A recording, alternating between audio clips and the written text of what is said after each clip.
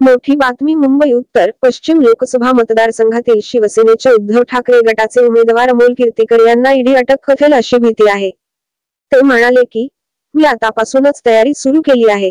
खाण्यापिण्याच्या सवयींमध्ये बदल केले आहेत आणि कपडेही घेतले आहेत। उद्धव ठाकरे यांनी अमोल कीर्तीकर यांना 27 मार्चला तिकीट दिले होते। नाव निश्चित झाल्यानंतर अवघ्या तासाभरात त्यांना ईडीचे समन्स प्राप्त झाले। यानंतर त्यांना मार्च 29 रोजी दुसरे समन्स प्राप्त झाले, ज्यामध्ये एजन्सीने त्यांना खिचडी घोटाळ्याप्रकरणी चौकशीसाठी 8 एप्रिल रोजी हजर राहण्यास सांगितले आहे। इंडियन एक्सप्रेसच्या बातमीनुसार कीर्तीकर म्हणाले की, मी माझ्या गावी गेल्यामुळे शेवटच्या समन्सवर हजर राहू शकलो नाही। मी सोमवारी 8 एप्रिल ईडीसमोर हजर होणार आहे। त्यांनी मला अटक करावी असे मला वाटत नाही। मी घाबरलो नाही, पण आवश्यक तयारी करत आहे।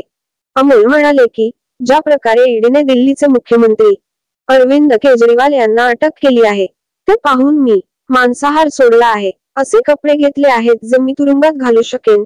ईडी माझी बँक खातीही जप्त करू शकते। म्हणूनच मी माझ्या पत्नीला माझ्या बचतीबद्दल सांगितले आहे।